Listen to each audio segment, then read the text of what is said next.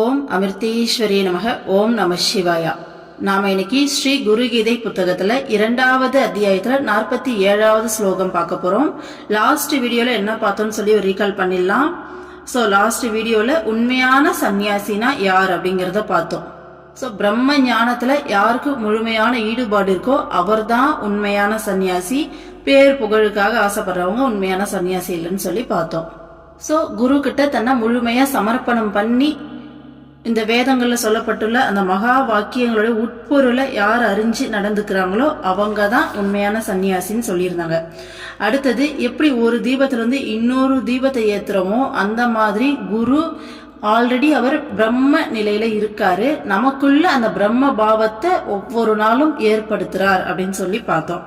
அடுத்தது குருவோட அருளால தான் ஒருத்தருக்கு அந்த ஆத்ம ஞானம் கிடைக்கும் அப்படின்ற மாதிரி பார்த்தோம். இந்த உலகம் முழுசா சின்ன சின்ன புல்லுல இருந்து ஓகேங்களா, இந்த உலகத்தையே படைச்ச பிரம்மா வரைக்கும் எல்லாவுமா இருக்கிற குரு தான் அந்த பரமாத்மா பரபிரம்மம். இந்த பிரபஞ்சம் முழுக்க இருக்க எல்லாவுமா இருக்கிறது அந்த பரபிரம்மமாவே குரு தான் இருக்கார் அப்படிங்கிற விஷயத்த பார்த்தோம்.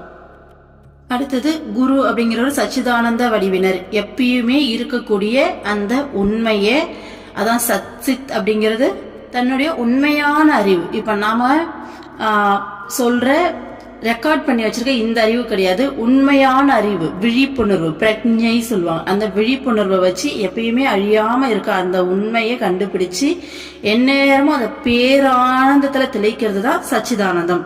அந்த சச்சிதானந்த வடிவினர் நித்தியர், பூர்ணமானவர், உருவமற்றவர், குணங்களற்றவர், தன்னுடைய ஆத்மாவில் நிலைத்திருப்பவர்னு சொல்லிட்டு குருவுடைய குணங்களை பத்தி பார்த்தோம். குருவுக்கு குணங்கள் கிடையாது. குருவுடைய தன்மையை பத்தி பார்த்தோம். ஓகேங்களா. இன்னைக்கு 47வது ஸ்லோகம் பார்க்கலாம். பரத்வரதரம் தியாயேத் நித்யமானந்த கராகம் ஹிருதயகாச மத்யஸ்தம் சுத்த ஸ்படிக சந்நிபம். இதயமெனும் ஆகாயத்தில் குடியிருப்பதும் தூய ஸ்படிகம் போல் நிர்மலமானதும் எப்போதும் ஆனந்தத்தின் காரணமாக இருப்பதும் தானன்றி வேறொன்றில்லாததுமான பரபிரம்மத்தை தியானிக்க வேண்டும். பரபிரம்மம் அப்படின்னா என்ன? அதாவது நம்ம ஆத்மா. ஓகேங்களா. நம்ம ஆத்மாவே அந்த பேராத்மா பரமாத்மாவுடைய ஒரு துகள் தான் இல்லையா. எல்லாத்துடைய இயல்பும் ஒண்ணுதான். அந்த பரபிரம்மம் எப்படி இருக்கும் அப்படிங்கறத சொல்றாங்க. சரிங்களா. இதயம் எனும் ஆகாயத்தில் குடியிருப்பதும்னு சொல்றாங்க. தூய ஸ்படிகம் போல் நிர்மலமானதும் அப்படின்றாங்க. நிர்மலமானதும் அப்படின்னா தூய்மையான, மாசற்ற அப்படின்னு மீனிங் தட் இன்னும் சிம்பிளா புரியுற மாதிரி சொன்னா பியூர் ஃபார்ம். பரமாத்மா பரபிரம்மம் அப்படிங்கிறது ஒரு பியூர் ஃபார்ம் இல்லையா. அததான் சொல்றாங்க. நிர்மலமானதும்னா பியூர் ஃபார்ம், எப்போதும் ஆனந்தத்தின் காரணமாக இருப்பதும். இதெல்லாமே உணர்வு நிலை. இது யாரால முழுமையா உணர முடியும்னா, யார் ஒருத்தர் ஆத்மா அனுபூதி நிலையை அடைஞ்சாங்களோ, யார் ஒருத்தர் அந்த முக்தி நிலையை அடைஞ்சிட்டு அந்த பரபிரம்மத்திலே எந்த நேரமும் கலந்து இருக்காங்களோ அவங்களாலதான் முழுமையா உணர முடியும். நம்ம கேட்கலாம், ஓரளவுக்கு அண்டர்ஸ்டாண்ட் பண்ணிக்கலாம் அந்த நிலை எப்படி இருக்குன்னு சொல்றது. ஆனா கண்டிப்பா நம்மளால முழுமையா உணர முடியாது. ஓகேங்களா. பட் ஆனா நம்ம கேட்கறது மூலமா எப்படி சொல்றது, நாளுக்கு நாள் நம்ம நிலையில முன்னேற்றம் கண்டிப்பா ஏற்படும். இந்த மாயையிலிருந்து ஒவ்வொரு நாளும் கண்டிப்பா விடுபடுறதுக்கான முயற்சி பண்ணி இது எல்லாமே இப்ப மாயை தானா, இறைவன் மட்டும்தான் உண்மையா அப்படிங்கிற அந்த கான்சியஸ்னஸ் கொஞ்சம் கொஞ்சமா அதிகரிக்கும். ஓகேங்களா. அதுதான் எப்போதும் ஆனந்தத்தின் காரணமாக இருப்பதும்னா பரபிரம்மம் அப்படிங்கறது நமக்கு தெரியும் இல்லையா. அம்மாலாம் எப்பயுமே அந்த பேரானந்தத்துல இருப்பாங்கன்னு சொல்லிட்டே இருப்பாங்க. அப்ப எப்பயுமே அந்த ஆனந்தத்துடைய காரணமாக இருக்கிறது தான் அந்த பரபிரம்மம். தானன்றி வேறொன்று இல்லாததுமான இந்த கான்செப்டை நம்ம நிறைய டைம் எக்ஸ்பிளைன் பண்ணியாச்சு, அதனால சிம்பிளா சொல்றேன். இந்த பிரபஞ்சம் முழுக்க இறைவன் மட்டும்தான். ஓகேங்களா. ஆன்மீகமா சொல்லணும் அப்படின்னா இறைவன் மட்டும்தான். இறைவனை தவிர வேற எதுவுமே கிடையாது. நம்ம பாக்குற அசைற அசையாத எல்லாவுமா எதுவுமே இல்லாம இருக்க அந்த வெட்ட வெளியில இருந்து எல்லாமே இறைவனால ஆனது. சயின்ஸ் படி சொல்லணும்னா அந்த எனர்ஜி தான் இந்த பிரபஞ்சம் முழுக்க வியாபிச்சிருக்கு. அதுதான் ஒரு ஒரு ஃபார்ம்ல இருந்து இன்னொரு ஃபார்மா மாறுதே தவிர நம்ம படிச்சிருப்போம் ஆற்றலை ஆக்கவும் முடியாது அழிக்கவும் முடியாது அப்படின்னுட்டு. ஸோ ஒரு பொருள்ல இருந்து இன்னொரு பொருளா இன்னொரு ஃபார்முக்கு கன்வெர்ட் ஆகுமே தவிர எதுவுமே இங்க அழிஞ்சு போறது இல்லை. ஸோ இந்த யூனிவர்ஸ் முழுக்க அந்த பிரபஞ்ச சக்தி அந்த எனர்ஜி ஃபார்ம் தான் வந்து வியாபிச்சிருக்கு. அந்த எனர்ஜி ஃபார்ம் தான் நாம இறைவன் சொல்றோம், இறை சக்தின்னு சொல்றோம். ஸோ இறை சக்தியை தவிர அந்த சக்தியோட வெளிப்பாடு தான் பிரம்மம் அப்படிங்கிறது. ரொம்ப இந்த ஸ்டில்னஸ்ல இருக்கும் அந்த பிரம்மத்தோடைய சக்தி தான். பிரம்மம் சக்தி வேற வேற இல்லை, அது பிரம்மத்தோட சக்தி தான். ஆனா பிரம்மத்தோட சக்தி தான் இந்த உலகம் முழுசும் வந்துட்டு படைச்சிருக்கு. ஸோ நாம எல்லாருமே அந்த சக்தியோட வெளிப்பாடு தான். இங்க இருக்கிற எல்லா பொருட்கள் நம்மளை கண்ணில் பார்க்கக்கூடிய உலகத்துல இருக்கக்கூடிய எல்லா விஷயங்களும் வானம் பூமி சூரியன் நிலா எல்லாமே அந்த சக்தியுடைய வெளிப்பாடு தான். ஸோ அதுதான் சொல்றாங்க, தானன்றி வேறொன்று இல்லாததுமான பரபிரம்மத்தை தியானிக்க வேண்டும் அப்படின்னு சொல்றாங்க. யார் சொல்றது? சிவபெருமான் சொல்லிட்டு இருக்கார். ஓகேங்களா? சோ அடுத்தது பாருங்க, அடுத்த ஸ்லோகம். ஸ்படிகே ஸ்படிகம் ரூபம் தர்ப்பணே தர்ப்பணோ யதா ததாத்மனி சிதாகாரம் ஆனந்தம் சோ அஹத் மித்யுத. தியானிக்கும் போது ஸ்படிகத்தில் ஸ்படிகம் போலவும் கண்ணாடியில் கண்ணாடி போலவும் தன்னில் அறிவு வடிவான ஆனந்தம் அதுவே நான் என வேறுபடுத்த இயலாதவாறு விளங்குகிறது. நான் அது ஆகிறேன் என்ற பாவத்துடன் சிதிகாசத்தில் ஒளி சிந்துகிறது. ஸோ மெடிடேஷனுடைய அனுபவம் சொல்றாங்க. இது வந்து பார்த்தீங்கன்னா மெடிடேஷன் மட்டும் பொருந்தாது, எந்த வழியில போனாலும் சரி. இப்ப அம்மா நமக்கு பிரேம பக்தி கொடுத்துருக்காங்க. ஸோ பிரேம பக்தி மார்க்கத்துல போனாலும் சரி, ஞான மார்க்கத்துல போனாலும் சரி, இல்ல வந்து பாத்தீங்கன்னா யோகங்கள் நிறைய ராஜயோகம் வாசி யோகம்லாம் பண்ணி போவாங்க, அந்த மார்க்கத்துல போனாலும் சரி, கடைசியா அந்த இறைவனை உணர்ற அந்த உணர்வு நிலை எப்படி இருக்கும்? நம்மளுடைய அந்த ஆத்மானுபவம், நம்மளுடைய ஆத்மாவை நம்ம உணர்ந்துட்டோம்னா பேராத்மாவோட நம்ம ஐக்கியமாயிடும். ஸோ ரெண்டுமே நீ வேற நான் வேற இல்லாம ரெண்டுமே ஒன்னாயிடும். ஸோ அந்த பர பிரம்மத்தை உணர்ற அந்த தருணம், ஓகேங்களா, அது எப்படி இருக்குன்னு சொல்றாங்க. தியானிக்கும் போது ஸ்படிகத்தில், ஸோ தியானிக்கும்னா மெடிடேஷன் மட்டும் இல்ல, எல்லாமே அந்த மைண்ட் வந்து பாத்தீங்கன்னா இந்த பரமாத்மாவோட கலக்கிற அந்த நிலை தான் தியானம். ஓகேங்களா? ஸ்படிகத்தில் ஸ்படிகம் போலவும், ஸோ ஸ்படிகமே ரொம்ப தூய்மையா இருக்கும்.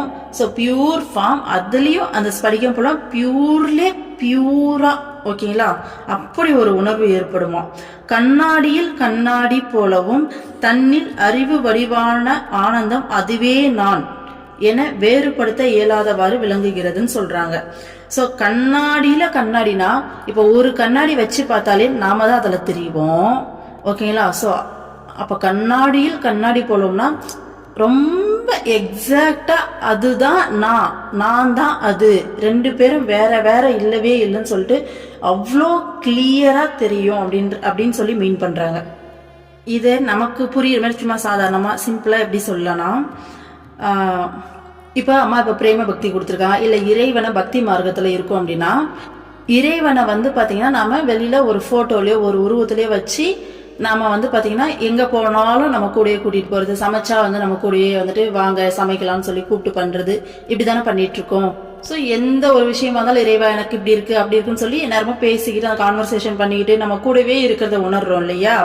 ஸோ ஒரு லெவலுக்கு மேல மெர்ஜாக ஸ்டார்டிங்ல இந்த நம்மளுடைய இஷ்ட தெய்வம் கிருஷ்ணா முருகா சிவா என்ன பண்ணோம்னா அவங்க தனியா இருக்காங்க, அவங்க கிட்ட நம்ம பேசுறோம் அப்படிங்கிற உணர்வு வரும். பட் ஒரு லெவலுக்கு மேல நாம அவங்க கூட மெர்ஜாக என்ன தோணும்னா அவங்க வெளியில எங்கேயும் இல்ல, நமக்குள்ளதான் இருக்காங்க, நம்மளுடைய ஆத்மாவா தான் இருக்காங்க. சோ கிருஷ்ணான்றது வேற யாரும் கிடையாது, முருகான்றது வேற யாரும் கிடையாது, நம்மளுடைய ஆத்மா தான் அவரு. ஆனா அது பியூர் கான்சியஸ்னஸ்ல அவங்க இருக்காங்க, நாம நான்ன்ற தன்மையில இந்த மாயையில மாட்டிக்கிட்டு இருக்கோம் அப்படிங்கிற அந்த டிஃபரன்ஸ் நல்லா புரியும். ஸோ கடவுளை வந்து பாத்தீங்கன்னா ஸ்டார்டிங்ல நம்ம ஒரு வைகுண்டம்னு ஒரு இடம் இருக்கு, ஸோ அங்க இருக்காங்க, சொர்க்கத்துல இருக்காங்க, இல்ல அந்த பார்க்கடல்ல இருக்காங்கன்னு சொல்லி பார்த்துட்டு இருப்போம்.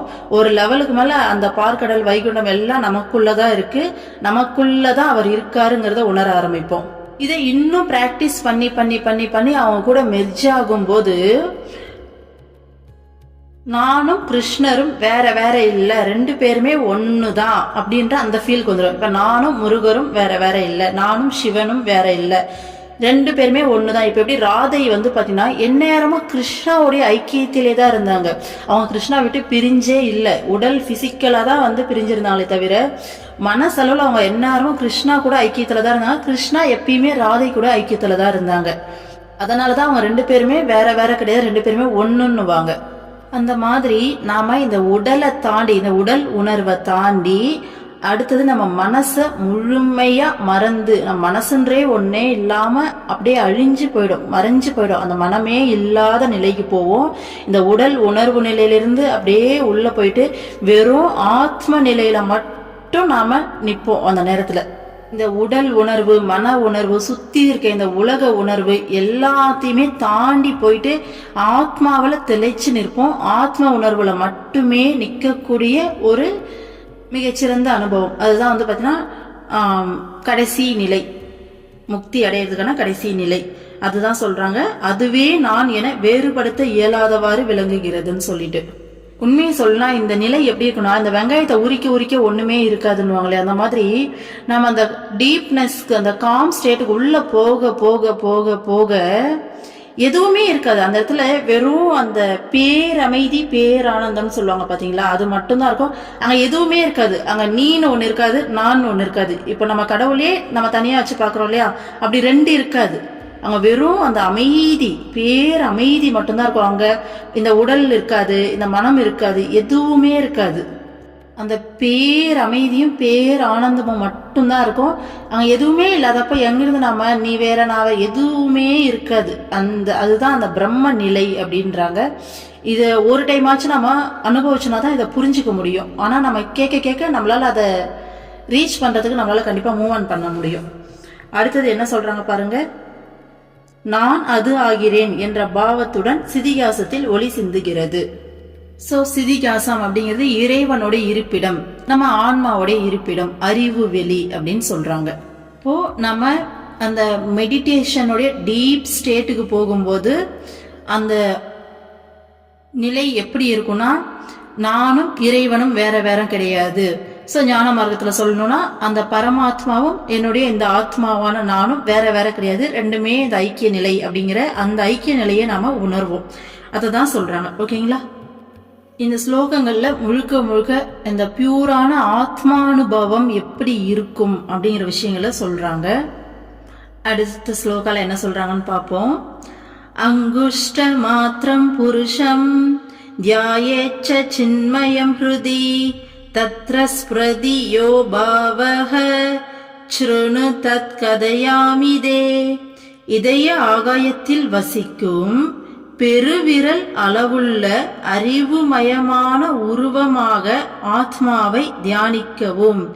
இவ்விதம் செய்தால் மனதில் எத்தகு உணர்வு எழுகிறதோ அதை நான் இப்போது உனக்கு கூறுகிறேன். சோ நமக்கு எப்படி தியானம் பண்ணணும், அப்படி பண்ணும்போது என்ன மாதிரியான உணர்வு ஏற்படும்னு சொல்றாங்க. நம்மளுடைய இதயத்தை ஒரு ஆகாயமா, இதய ஆகாயத்துல வசிக்கிற பெருவிரல் அளவுள்ள அறிவுமயமான உருவமா நம்மளுடைய ஆத்மாவை நாம மெடிடேஷனை கண்ணை மூடி நம்மளுடைய இதயத்தை ஒரு ஆகாயமா உருவகப்படுத்தி அதுல நம்மளுடைய கை கட்டை விரல், இந்த பெருவிரல் அளவுக்கு நம்மளுடைய ஆத்மா ஒரு ஜோதியா இருக்கிற மாதிரி, நல்லா எப்பயும் பண்ணுவோம் இல்லையா, நல்லா கோல்டன் கலர்ல ஒரு ஜோதியா இருக்கிற மாதிரி அப்படி தியானிக்கும் போது மனசுல என்ன மாதிரியான உணர்வு ஏற்படும் சொல்லி நான் உனக்கு சொல்றேன் அப்படின்றாங்க. சோ அடுத்த ஸ்லோகால என்ன சொல்றாங்கன்னு சொல்லி பார்ப்போம். அஜோ அஹம மரோ அஹம்ச ஹியநாதி நிதனோ ஹ்யகம் அவிகார சிதானந்தோ ஹியனியான் மகதோ மகான். நான் பிறப்பு இறப்பு இல்லாதவன், எனக்கு ஆதியும் அந்தமும் இல்லை, நான் மாற்றம் இல்லாதவன், அறிவானந்த வடிவினன், சிறியதில் சிறியது பெரியதில் பெரியது ஆவேன். சோ இதயத்துல பெருவிரல் அளவுல நம்மளுடைய ஆத்மாவை நிறுத்தி நாம தியானம் பண்ணும்போது அட் தி ஃபைனல் ஸ்டேஜ்ல நமக்கு என்ன மாதிரியான உணர்வு ஏற்படும்னா, நான் பிறப்பு இறப்பு இல்லாதவன், நான் அழியக்கூடியவன் கிடையாது, நான் பிறக்கவும் இல்லை, நான் இறக்கவும் இல்லை, நான் இருந்தேன், இருக்கேன், இனிமேலும் இருப்பேன் அப்படிங்கிற அந்த உணர்வு ஏற்படும். அடுத்தது ஆதியும் அந்தமும் இல்லை, அதுதான் எனக்கு வந்து பாத்தீங்கன்னா முதலும் கிடையாது முடிவும் கிடையாது, நான் எப்பயுமே இருந்துட்டே இருக்கேன். இதுக்கு முன்னாடி இருந்தேன், இப்பயும் இருக்கேன், இனிமேலும் நான் இருப்பேன். எனக்கு அழிவுலாம் கிடையாது. அடுத்தது நான் மாற்றம் இல்லாதவன். அதே மாதிரி நான் மாறிக்கிட்டலாம் இல்லை. இந்த ஆத்மா உடல் எடுக்குது, ஓகேங்களா, பல உடல் எடுக்குது. இந்த உடல்கள் வேணா மாறி மாறி வருதே தவிர உள்ள அந்த ஆத்மாவுடைய நிலை பாத்தீங்கன்னா அது மாறவே இல்லை, அது அப்படியே தான் இருக்கு. அறிவானந்த வடிவினன். நான் ஒரு அறிவுமயமான ஆனந்தம், அந்த பேரானந்த வடிவினன் அப்படிங்கிறது. சிறியதில் சிறியது பெரியதில் பெரியது ஆவேன். ஸோ சிறியதிலே சிறியது நான் தான், பெருசிலே பெருசு நான் தான். இதெல்லாம் பார்த்தீங்கன்னா மகாபாரதத்தில் கிருஷ்ணர் பார்த்தீங்கன்னா அந்த விஸ்வரூப தரிசனத்தில் இந்த வார்த்தைகள் எல்லாம் அப்படியே சொல்லியிருப்பார். ஸோ அதுதான் பரபிரம்மத்தோடைய இயல்பை சொல்றாங்க. இந்த மாதிரியான உணர்வு தான் ஏற்படும் சொல்லிட்டு அடுத்தது பரபிரம்மத்தோட இயல்பு இன்னும் எப்படி இருக்கும்னு சொல்லி அடுத்த ஸ்லோகத்தில் சொல்றாங்க பாருங்க. அந்த பரபிரம்மத்தோட இயல்பை நமக்குள்ள உணர்வோம். நம்மளுடைய ஆத்மாவும் அதுவும் வேற வேற இல்லை அப்படிங்கறதால நம்மளுடைய ஆத்மானுபவமும் அதுவா தான் இருக்குன்றத இதுல சொல்றாங்க. சோ அடுத்த ஸ்லோகா பாருங்க. அபூர்வம பரம் நித்யம் ஸ்வயம் ஜோதிர் நிராமயம் விரஜம் பரமாகாசம் த்ருவமானந்தமவ்யயம் அகோசரம் ததாகம்யம் நாம ரூப விவர்ஜிதம் நிசப்தம் து விஜானியாத் ஸ்வபாவாத் பிரம்ம பார்வதி. எதற்கு முன்பும் பின்னரும் வேறு எதுவும் இல்லையோ அப்படிப்பட்டதும் சுயம் பிரகாச வடிவும் நோயால் பாதிக்கப்படாததும் நிர்மலமும் ஆகாய வடிவமும் நித்தியமும் நிலையானதும் ஆனந்த வடிவமும் அழிவற்றதும் புலன்களால் அறிய முடியாததும் மனம் புத்திகளால் அடைய முடியாததும் நாம ரூபங்கள் இல்லாததும் வார்த்தைகளால் விவரிக்க இயலாததுமே பிரம்மத்தின் இயல்பு என்பதை அறிவாயாக. சோ பிரம்மத்தோடைய இயல்பு எப்படி இருக்குன்னு சொல்றாரு. ஃபர்ஸ்ட் பாயிண்ட் என்ன சொல்றாரு? சிவபெருமான் பார்வதி தேவி கிட்ட சொல்றாரு, எதற்கு முன்பும் பின்னரும் வேறு எதுவும் இல்லையோ அப்படிப்பட்டதும். சோ பிரம்மம் அப்படிங்கிறதுக்கு முன்னாடி பின்னாடின்னு எதுவுமே கிடையாது, ஓகேங்களா. நம்ம ஆத்மாவும் அதே தானே பார்த்தோம்.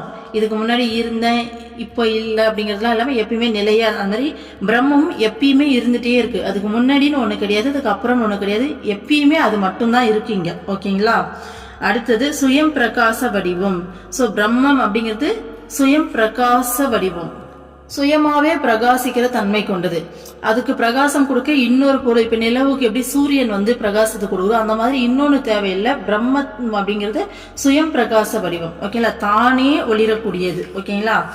சோ அதுக்குள்ளே எல்லா ஆற்றலும் இருக்கு, வேற எங்கேயும் டிபெண்ட் பண்ணி இல்லை. மொத்தம் ஏன்னா இங்க இருக்க எல்லாமே அதுதானே.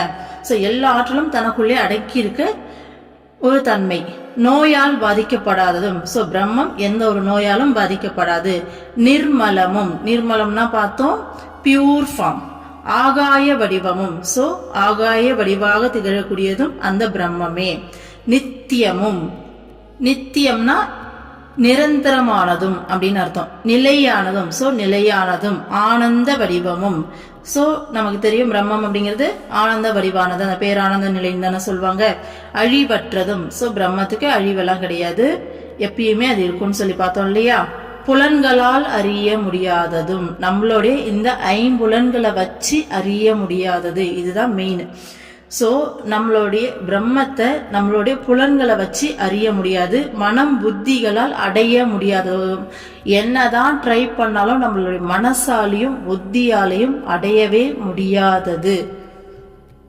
நம்மளுடைய புலன் உணர்வை இழந்து நம்மளுடைய மனம் மற்ற நிலைக்கு போயிட்டு நம்மளுடைய புத்திய முழுமையா எந்த இடத்துல எப்படி சொல்றது, புத்தியை யூஸ் பண்ணாம, ஓகேங்களா.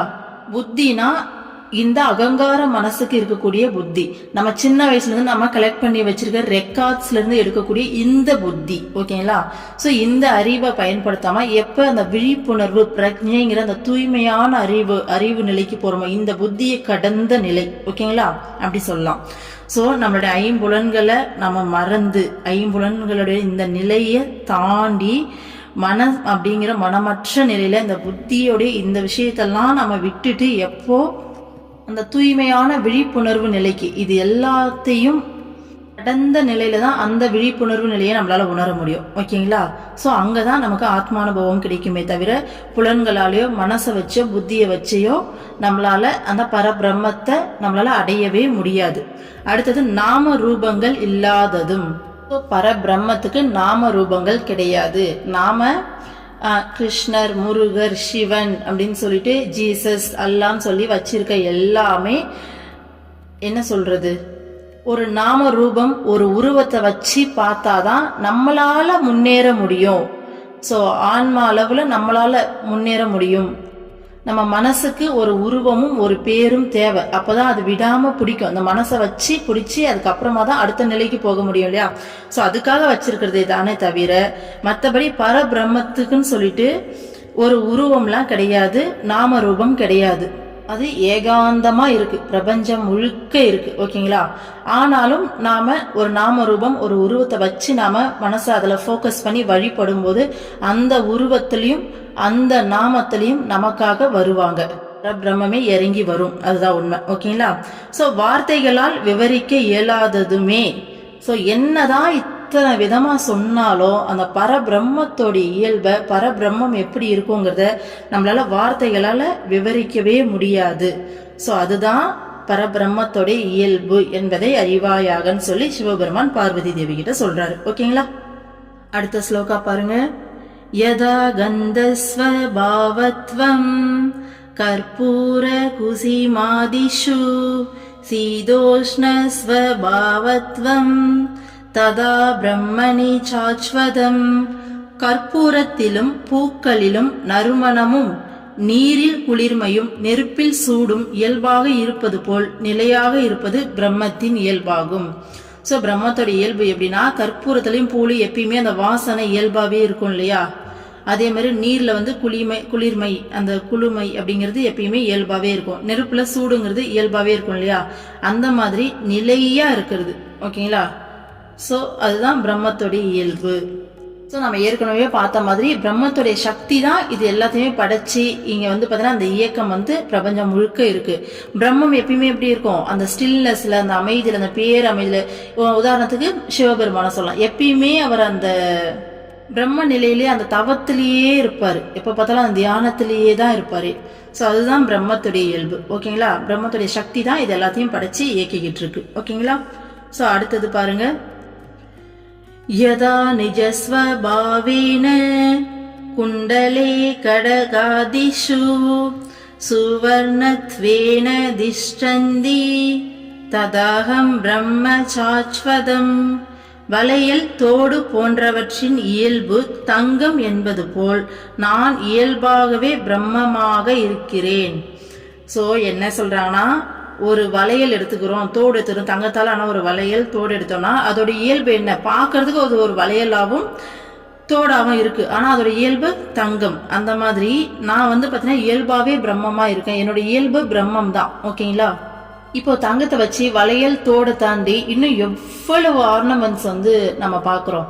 ஸோ எல்லாமே தங்கம் தான், ஆனா விதவிதமான ஆபரணங்களா அது வந்து வடிவமைக்கப்பட்டிருக்கு இல்லையா? ஸோ நகை கடைக்கு போனா எத்தனை டிசைன்ல நகையை பார்க்குறோம். ஒரு தாலி சரடா இருக்கட்டும், இல்லை ஒரு செயினா இருக்கட்டும், ஒரு ஆரமா இருக்கட்டும், ஒரு ஒட்டியானமா இருக்கட்டும், இல்லை வந்து பார்த்தீங்கன்னா அந்த மாட்டல் சொல்லுவாங்களே அந்த மாதிரி கம்மல்லே எத்தனை விதமான கம்மல், ரிங்குன்னு சொல்லி பல விதமான வடிவங்கள்ல அது வந்து வடிவமைக்கப்பட்டிருக்கு. ஆனா அது எல்லாமே கோல்டு தான் இல்லையா? அந்த மாதிரி நம்ம எல்லாருமே பார்க்கறதுக்கு உருவத்திலையும் நிறத்திலையும் எல்லாத்துலேயும் வந்து பார்த்தீங்கன்னா வேற வேறையா தெரியுறோம். ஆனால் நம்ம எல்லாருமே நம்மளுடைய இயல்பு என்ன, பிரம்மம் தான். இந்த மாயையில அதை வந்து பார்த்தீங்கன்னா நம்மளால தெரிஞ்சிக்க முடியல. மாயையில சிக்கி இருக்கிறதால நான் என்ற தன்மையில நம்ம வேற அப்படின்ற மாதிரி நம்ம நினைக்கிறோம். பட் அது உண்மை கிடையாது. நம்ம எல்லாருடைய இயல்பும் பிரம்மம் தான். இப்படி எல்லா நகைகளும் தங்கத்தால் ஆனதோ அந்த மாதிரி நம்ம எல்லாருமே பிரம்மத்தால் ஆனவங்க. பிரம்மத்தோடைய சக்தியோட வெளிப்பாடு தான் நம்ம எல்லாருமே இல்லையா? நம்மளோட இயல்பும் பிரம்மம் தான் அப்படின்னு சொல்றாங்க. சரிங்களா? அடுத்தது பாருங்க, அடுத்த ஸ்லோகம். ஸ்வயம் ததாவிதோ பூத்வா ஸ்தாதவ்யம் யத்ர குத்ரசித் கீடோ பிருங்க இவ தியானாத் யதா பவதி தாத்ருசஹ வண்டையே எப்போதும் நினைத்து கொண்டிருக்கும் புழுவானது அதுவாகவே மாறுவது போல் ஜீவன் இடைவிடாது பிரம்மத்தை தியானித்து தனது தேக உணர்வை விட்டு பிரம்ம உணர்வில் இயல்பாக நிலை பெறுவான். ஸோ இதில் என்ன சொல்றாங்க, எப்படி ஒரு புழு வண்டையே தியானம் பண்ண பண்ண பண்ண அதுவும் வண்டா மாறுதோ, நாம அதே மாதிரி எப்பயுமே அந்த பிரம்மத்தை தியானம் பண்ணிக்கிட்டே இருந்தா அந்த பிரம்மமாவே மாறிடுவோம்னு சொல்றாங்க. ஸோ இது எதுவுமே நமக்கு தெரியாது. ஆனா தெரியாத பட்சத்திலையும் நம்ம அம்மா என்ன பண்றாங்க, ஃபர்ஸ்ட் நம்மளுடைய இஷ்ட தெய்வத்துடைய மந்திரத்தை கொடுக்குறாங்க, பக்தி மார்க்கத்தை காமிக்கிறாங்க. பக்தி மார்க்கத்துல அம்மாவுடைய கான்செப்ட் என்னன்னா, நீ ஞான மார்க்கத்துல ஆல்ரெடி நல்லா முன்னேறி இருந்தா கூட அது கொஞ்சம் கஷ்டம். மனசை எதுவுமே இல்லாம ஆக்குறது அவ்வளவு ஈஸி கிடையாது. எதுவுமே இல்லாம ஆக்கிறத விட நீ ஒண்ணுத்துல ஃபோக்கஸ் பண்ணு அப்படிங்கிறது தான். அப்போ உன்னுடைய இஷ்ட தெய்வத்தை மேல ஃபோக்கஸ் பண்ணுன்னு சொல்லி இஷ்ட தெய்வத்தை கொடுத்துடுறாங்க. ஒரு குறிப்பிட்ட டிராவலுக்கு அப்புறம் அந்த இஷ்ட தெய்வமும் நம்ம அம்மாவும் வேற வேற இல்லைன்னு தெரிஞ்சு போது, ரெண்டுமே ஒண்ணுதான். ஸோ நம்ம அம்மா தான் நம்ம கிட்ட இஷ்ட தெய்வமா இருக்காங்கன்ற அந்த அறிவையும் அம்மா கொடுக்குறாங்க. கொடுத்த பிறகு இப்ப பிரம்மம் அப்படிங்கறத நம்ம வெறுமனே பிரம்மத்தை தியானம் பண்றேன்னு சொல்லி கண்ண மூடி உட்காந்து நம்மளால பண்ண முடியுமா? யோசிச்சு பாருங்க. ஆனா நம்ம முன்னாடி நம்மளுடைய குருவா அம்மா இருக்கும்போது நம்ம என்ன பண்றோம், அம்மாவை இஷ்ட தெய்வ ரூபத்துல எந்நேரமும் நினைக்கிறோம், எந்நேரமும் தியானம் பண்றோம். இயல்பாவே ஒரு லெவலுக்கு மேல எப்படி ஒரு குழந்தை ஸ்கூலுக்கு போயிருந்தாலும் எந்நேரமும் நம்மளுடைய கவனம் ஃபுல்லா அந்த குழந்தை மேல இருக்குமோ ஒரு அம்மாக்கு, அந்த மாதிரி இயல்பாவே நமக்கு சதா சர்வ காலமும் இறைவனுடைய அம்மாவோடைய நம்மளுடைய இஷ்ட தெய்வத்துடைய நினப்பு நமக்குள்ளே ஊறி போயிடுது. நமக்கே தெரியாம கூட அந்த சப்கான்சியஸோட மைண்ட்ல இவங்களுடைய உணர்வு நமக்கு இருந்துகிட்டே இருக்கிற அளவுக்கு அம்மா வந்து ஹக் பண்ணி நம்மளுடைய உணர்வு நிலையே மாத்தி வச்சிடறாங்க. அப்போ இன்னும் நம்ம ட்ரை பண்ண அம்மா வந்து பாத்தீங்கன்னா ஹக் பண்ணி நம்மளை இன்னும் அடுத்த உணர்வு நிலைக்கு மாத்தி சதா சர்வ காலமும் நம்மளுடைய இஷ்ட தெய்வத்தோடைய உருவத்துல அம்மாவை எந்நேரமும் நாம தியானம் பண்றோம். ஸோ பிரம்மத்தை பிரம்மம்னு நினைச்சு நம்மளால தியானம் பண்ணவே முடியாது. கண்டிப்பா மைண்டு 100% டைவர்ட் ஆகும். ஆனா நம்மளுடைய அம்மா நம்மளுடைய இஷ்ட தெய்வம்னு சொல்லி அம்மா நம்மளை தியானிக்க வைக்கிறாங்க. ஸோ அந்த விதத்துல தான் நம்மளை ஈஸியா அந்த முக்தி பாதையை நோக்கி அம்மா வந்து கூட்டிட்டு போறாங்க. இது எப்படின்னா, மேக்ஸ்ல ஒரு சில சம்ல ரொம்ப டஃப்பா கஷ்டமா இருக்கும். ஆனா நம்ம சார் இல்ல மிஸ் வந்து பாத்தீங்கன்னா ரொம்ப ஈஸியா ஒரு ஃபார்முலா வச்சு இது இவ்வளவு சிம்பிளா முடிச்சா 4 ஸ்டெப்ல போட்டு தருவாங்க பாத்தீங்களா. ஸோ அந்த மாதிரி நம்ம அம்மா நமக்கு பண்ணிட்டு இருக்காங்க. இதுக்குதான் குரு வேணுங்கிறது. குரு இல்லாம இந்த டிராவல் அப்படிங்கிறது நாம அடி மேல அடி எடுத்து வச்சு அவ்வளோ ஸ்லோவா நடக்கிற மாதிரி. ஆனா குரு கூட பண்ற டிராவல்ங்கிறது ஜெட்ல போற மாதிரி அவ்வளோ ஸ்பீடா ஈஸியா அடுத்தடுத்த ஸ்டேஜ் கூட்டிட்டு போயிட்டே இருப்பாங்க. ஏன்னா குருவா வரதே இறைவன் தானே. ஸோ அடுத்த ஸ்லோகம் பாருங்க. குரு தியானம் ததா கிருத்வா ஸ்வயம் பிரம்மமயோ பவேத் பிண்டே பதே ததா ரூபே முக்தாஸ்தே நாத்ர சம்சயஹ. ஆகவே குருவை தத்துவம் அறிந்து தியானிப்பதன் மூலம் மனிதன் இவ்வுடலில் வாழும் போதே மிக உயர்ந்த பிரம்ம பதவியை அடைகிறான். பாருங்கப்பா, இதுல இவங்களும் அதே தான் சொல்லியிருக்காங்க. நெக்ஸ்ட் நான் இதை படிக்கல, இப்பதான் படிச்சு பாக்குறேன். ஸ்லோகால என்ன சொன்னாங்க, பிரம்ம உணர்வுல இயல்பா வந்து பாத்தீங்கன்னா நிலை பெறுவாங்க அந்த பிரம்மத்தை தியானம் பண்ணாங்க. அடுத்த ஸ்லோகால குருவை தியானிக்கிறது மூலமா, ஏன்னா குரு தானே அந்த பிரம்மம். சோ பிரம்மத்தை தியானிக்கிறதுங்கிறது குருவை தியானிக்கிறது. சோ குருவை தியானிக்கிறது மூலமா இந்த உடல்ல வாழும் போதே மிக உயர்ந்த பதவியான அந்த பிரம்ம பதவியை அடையிறாங்கன்னு சொல்றாங்க. சரிங்களா. சோ நிச்சயமாக முக்த ஆத்மாவாக ஆகிறான்னு சொல்றாங்க. சிவபெருமானே தன்னுடைய வாய் திறந்து சொல்றாரு, திருவாய் மலர்ந்து சொல்றாரு. என்னன்னு, குருவை இப்ப பிரம்மத்தை தியானம் பண்ணா பிரம்மமா மாறுவோம். சோ அந்த பிரம்மம் தான் குருவா வந்திருக்காங்க. குருவை தியானம் பண்ணா நம்ம பிரம்ம பதவியை ரொம்ப ஈஸியா அடைஞ்சிடலாம்னு சொல்லிட்டு நம்ம அம்மா அதையும் இன்னும் சிம்பிளிஃபை பண்ணி, ஏன்னா டைரக்டா குருன்னு சொல்லி வந்தா நமக்கு அந்த உணர்வு வராது. முதல்ல உன் இஷ்ட தெய்வத்தை சின்ன வயசுல இருந்து வீட்டுல உனக்கு பழகி இருப்பாங்க இல்லையா, இந்த கடவுள் பிடிக்கும்னு சொல்லி நீ வளர்ந்துருப்பல்ல, கடவுள் உருவத்துல பார்த்தா உனக்கு ரொம்ப ஈஸியா இருக்கும் இல்லையா. அதனால கடவுளை தியானம் பண்ணு. ஒரு ஸ்டேஜுக்கு மேல கடவுள் தான் குருவா வந்திருக்காங்கன்றது தெரிஞ்சுக்கோ, ரெண்டும் ஒண்ணுதான் சொல்லி தியானம் பண்ணுன்னு சொல்லி நமக்கு கொடுக்குறாங்க, இன்னும் ஈஸி பண்ணி கொடுக்குறாங்க. ஸோ இன்னைக்கு ஆத்மாவுடைய இயல்பு என்ன, பிரம்மத்தோட இயல்பு என்ன, அது எப்படி இருக்கும், அதை எப்படி நம்ம தியானிக்கணும் விஷயங்கள்லாம் சொல்லி கொடுத்தாங்க. கடைசியா குருவை சதா சர்வ காலமும் நாம தியானம் பண்ணினாலே போதும், நாம முக்தி அடைஞ்சிடலாம்னு சொல்லி முடிச்சிருக்காங்க. ஓகேங்களா. ஸோ நெக்ஸ்ட் ஸ்லோகாவை அடுத்த வீடியோல பார்க்கலாம். ஓம் அமிர்தீஸ்வரி நமக. ஓம் நம சிவாய. சர்வம் கிருஷ்ண அர்ப்பணம்.